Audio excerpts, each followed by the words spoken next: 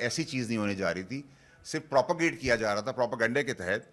उसमें भी यूनानिमसली किसी ने नेगेटिव तो छोड़े, किसी ने बात भी नहीं की है।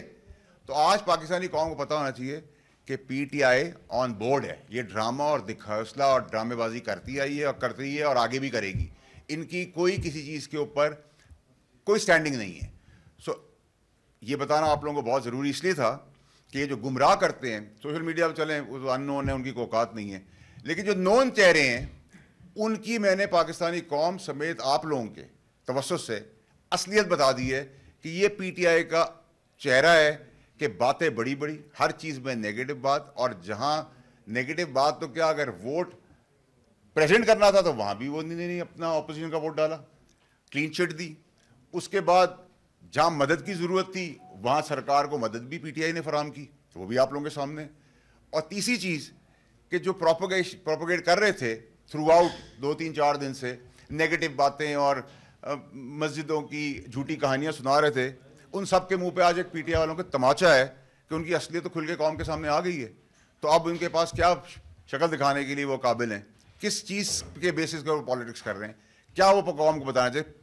टोटल फ्रॉड, टोटल एक्सपोज हो गई पीटीआई।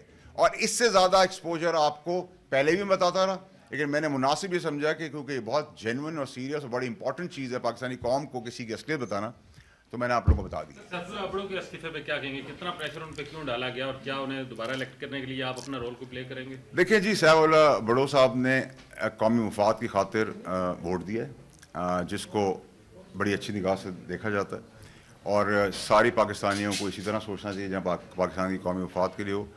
अगर कोई ऐसी पेशरफ्त हुई तो बिल्कुल हमें साथ देना चाहिए, क्योंकि अगर हम ऐसे लोगों की कदर नहीं करेंगे तो फिर किसकी करेंगे। तो मेरा नहीं ख्याल कि उसमें कोई अबड़ो साहब के लिए कोई नेगेटिव चीज़ है। आई थिंक उन्होंने कौमी फरीज़ा अंजाम दिया है, क्योंकि स्ट्रेंथ करने के लिए, पाकिस्तान को मुत्तफ़िक और मजबूत करने के लिए जो भी रिक्वायरमेंट है वो हम करते हैं, आगे भी करेंगे और इंशाल्लाह आगे भी आप देखेंगे करते हुए नजर आएंगे। लेकिन मैंने आप लोगों के तवज्जुह से एक्सपोज करके इनकी पीटीआई वालों की असलियत दिखाई कि कितने बड़े ड्रामेबाज और फ्रॉड हैं। कहा जा रहा है कि जो मुनर्रफ अरकान होंगे उनके वोट शुमार नहीं होंगे, इस पर आप क्या कहेंगे? देखिए जी, जिन हमारे पास तो एक्स्ट्रा वोट थे, इरफान सिद्दीकी साहब की तबीयत ख़राब है, अल्लाह उनको सेहत दे, और भी हमारे पास स्टैंड बाय पे वोट्स हैं, लेकिन इसकी तो रूलिंग पास हो गई है 59 टाइम्स। अगर आपको पूछा गया किसी चीज़ के ऊपर क्लॉज बाय क्लॉज आवाज़ देकर, तो सब यूनानिमस हुआ। इसका मतलब कि सभी ऑन बोर्ड हैं, तो फिर मुखालफत किस चीज़ की और प्रोपेगेंडा और ड्रामा किस चीज़ का। Thank you ji.